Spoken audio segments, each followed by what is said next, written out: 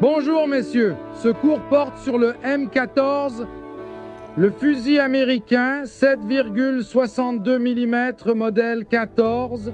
C'est une arme légère, refroidie par air, à fonctionnement par gaz, alimentée par chargeur et destinée à être épaulée. Elle est conçue principalement pour une utilisation semi-automatique.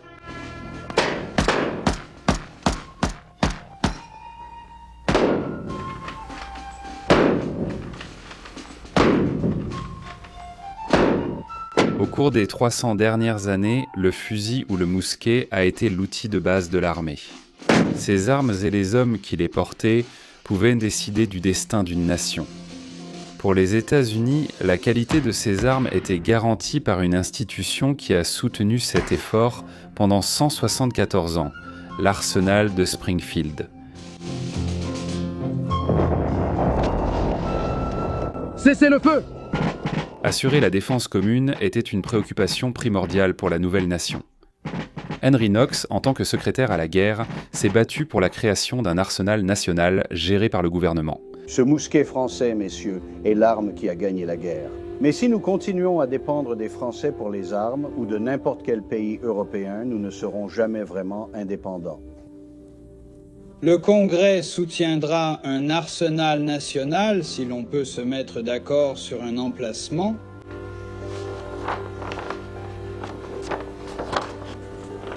Le général Washington est fortement en faveur de Harper's Ferry pour soutenir la Virginie et les États du Sud. Oui. Nous le savons.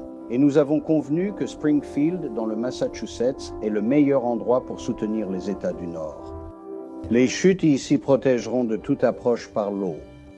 Nous avons déjà utilisé cette zone en raison de son excellent accès routier et de sa position centrale. Nous avons lu votre rapport, général. Le président aura ses arsenaux nationaux. J'espère que ce projet sera aussi béni que vos précédentes entreprises, général. J'apprécie votre confiance, sénateur, messieurs.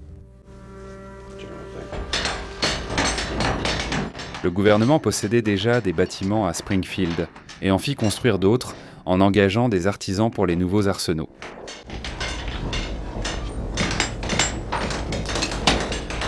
Springfield a copié le système européen, une chaîne de production rudimentaire qui a considérablement augmenté l'efficacité.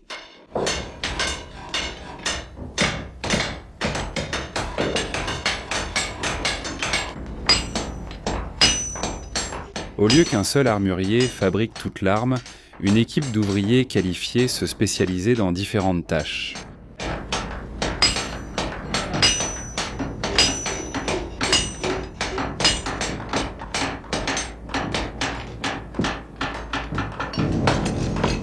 Forgeant le canon, façonnant la platine.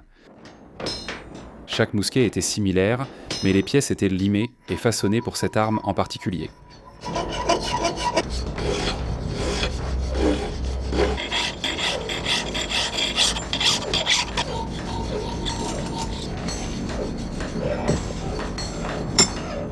Les pièces d'une platine étaient élimées pour s'ajuster parfaitement les unes aux autres, puis réassemblées après avoir été durcies et polies.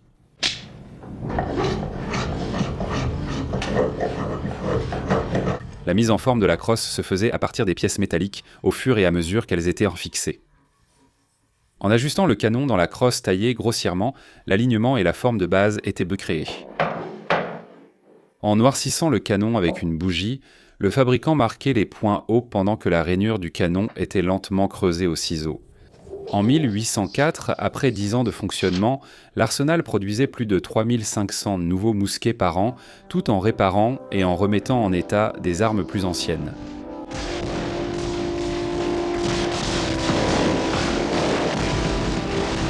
Les difficultés d'approvisionnement et d'acquisition durant la guerre de 1812 ont accru la demande de qualité et d'uniformité des armes. Messieurs, voici ma machine qui va reproduire mécaniquement des formes en bois irrégulières. Dans ce cas, la crosse d'un mousquet.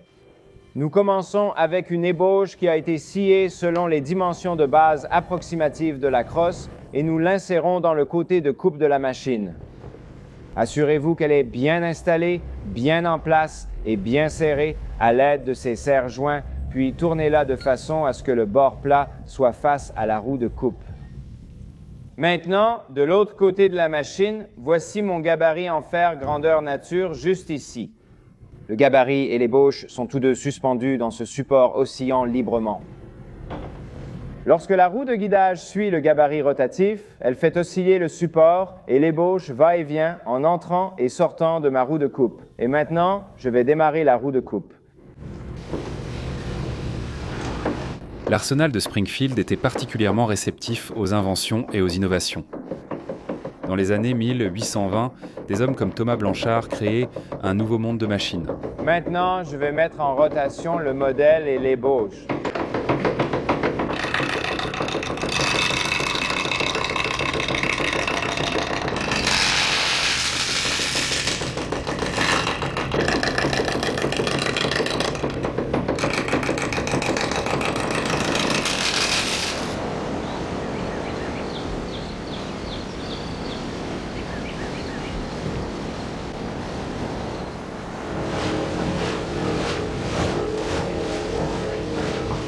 L'eau alimentait ces nouvelles machines. Des roues captaient la force de l'eau sous les planchers des usines et grâce à des arbres, des engrenages et des courroies, transféraient cette énergie à l'arbre principal situé au plafond de l'atelier.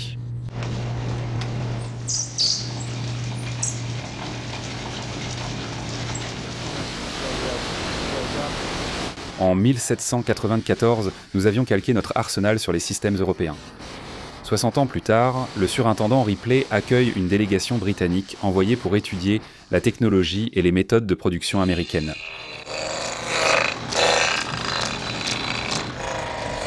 La deuxième génération des machines de Blanchard offrait désormais un nouveau standard de précision. Plus c'est dur, mieux c'est. Cette machine peut tourner partout, même les rouleaux américains les plus fins. Il suffit simplement de garder la lame bien affûtée. Oh!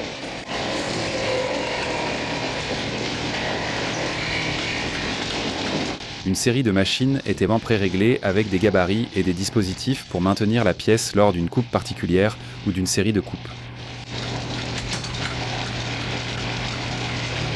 Grâce à ce monsieur, nous avons finalisé le projet de fabrication des crosses en économisant plus de 20 minutes sur la production. Des guides se déplaçant dans des gabarits à côté de la pièce à découper permettaient aux ouvriers d'atteindre un nouveau niveau d'uniformité. L'arsenal de Springfield a joué un rôle clé dans le développement de ce qu'on appelait le système américain de fabrication. L'organisation du déplacement des matériaux et l'analyse des coûts ont commencé à transformer un art en une science. Le succès de Blanchard en menuiserie a inspiré des avancées similaires dans le travail des métaux. Les contributions de nombreux artisans ont conduit à une série d'outils d'usinage de base, comme cette fraiseuse, pour façonner les platines de serrure. Des rangées de machines étaient pré-réglées pour des découpes spécifiques. Les ouvriers se spécialisaient souvent dans une tâche précise. Le concept de pièces interchangeables fascinait les gouvernements de toutes les grandes puissances depuis des siècles. L'armée qui pouvait rapidement et facilement réparer des armes sur le terrain avec des pièces de rechange ou récupérées pouvait prendre l'avantage. Le gabarit correspond directement au nombre des mèches.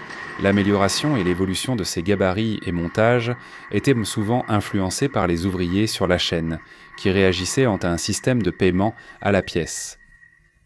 Messieurs, nous allons maintenant voir l'assemblage final du mousquet. Alors que les ateliers d'usinage devaient être construits le long de la rivière Mill, l'assemblage, les tests et le stockage étaient réalisés dans un grand carré de bâtiment en briques construit sur une colline au-dessus de la rivière.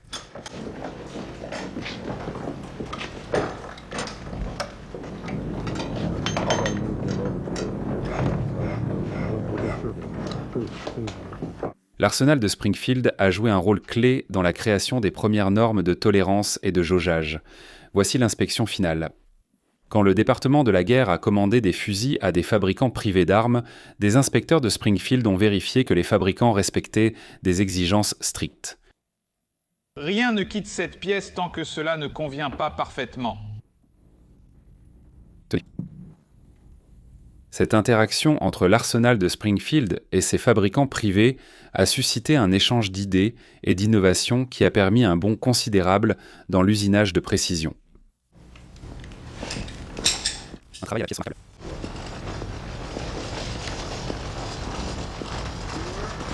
L'arsenal de Springfield a été pendant un temps à l'avant-garde de la révolution industrielle en mettant au point des équipements et de nombreux systèmes qui ont constitué les bases de la production de masse. La mission de l'arsenal, fixée en 1794, était de fournir des armes à l'armée en temps de paix, de constituer une réserve et de se préparer à une augmentation rapide de la production en cas de guerre. La guerre de sécession a mis à l'épreuve la solidité de l'arsenal de Springfield.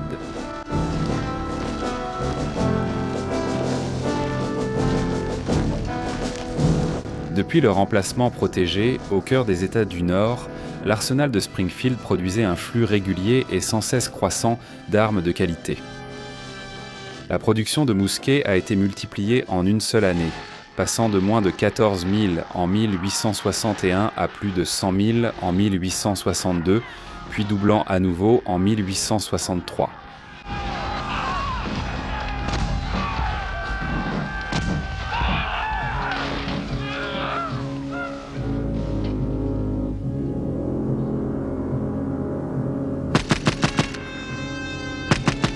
Alors que la révolution industrielle s'installait en Amérique, le rythme des avancées technologiques s'accélérait. L'arsenal de Springfield est devenu un centre d'essai et de développement pour une grande variété d'armes et d'accessoires. La poudre sans fumée, les chargeurs et les munitions à plus longue portée ont créé le besoin d'une arme de base qui intégrerait ces avantages.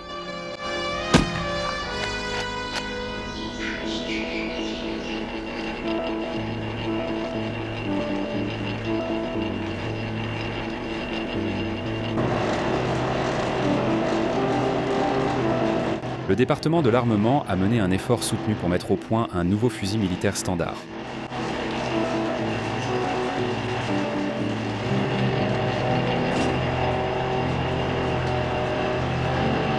L'arme finalement développée par Springfield, le Springfield 1903 ou le 03. Pendant la Première Guerre mondiale, 250 000 de Springfield 03 ont été produits pour nos soldats. Bien moins que ce dont on avait besoin. Le manque de financement avant la guerre avait ralenti la réactivité de l'institution. La qualité du Springfield 03 est devenue légendaire. C'était l'une des armes les plus fiables, robustes, précises et efficaces jamais produites en série.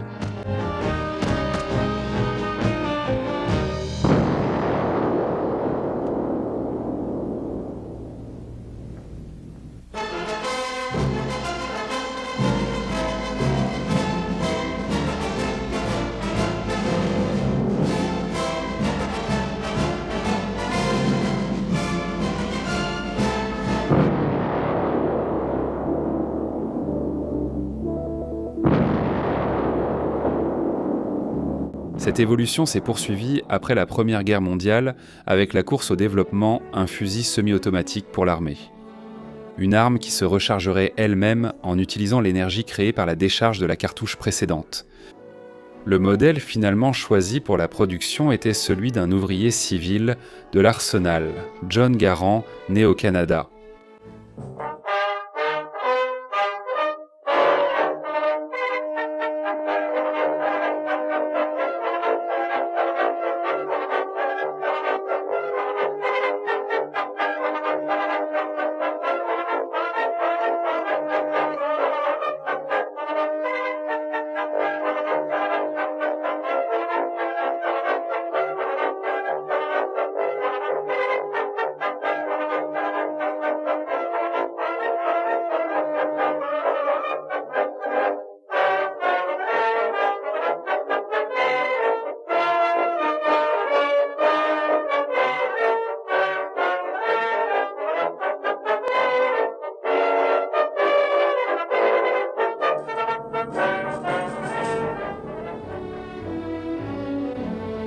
Entre 1940 et la fin de la guerre, 4,5 millions de Garands sont sortis des chaînes de montage. L'homme au nom de famille célèbre préférait rester anonyme, disant fréquemment « Mon fusil parle assez fort pour nous deux ».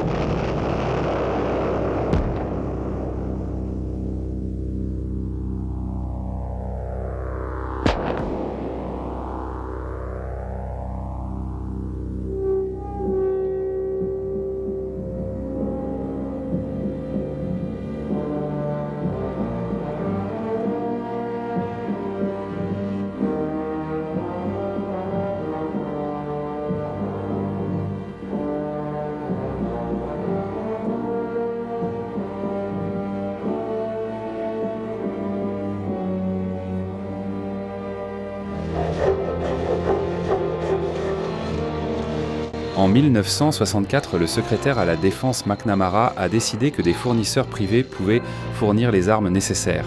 En 1968, après 174 ans d'activité, l'arsenal de Springfield a été fermé.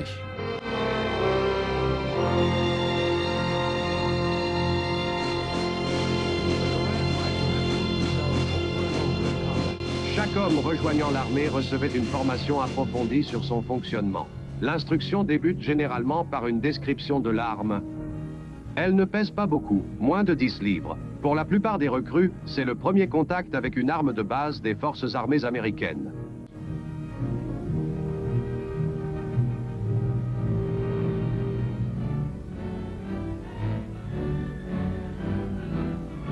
Ils apprennent que le fusil tire 8 coups en semi-automatique. C'est-à-dire qu'il faut appuyer sur la détente à chaque fois pour tirer une balle. Mais les performances sont le seul facteur important pour un fusil. Et dans ce domaine, le M1 est supérieur à toute arme individuelle de dotation de n'importe quelle armée. Il offre une puissance de feu supérieure sans diminuer la précision.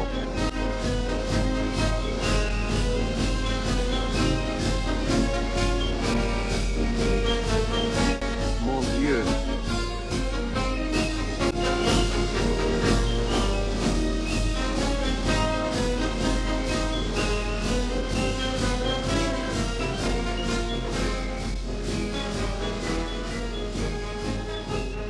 Merci d'avoir regardé.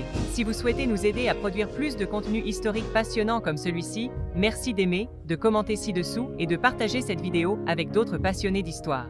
Et bien sûr, n'oubliez pas de vous abonner pour continuer à faire vivre l'histoire.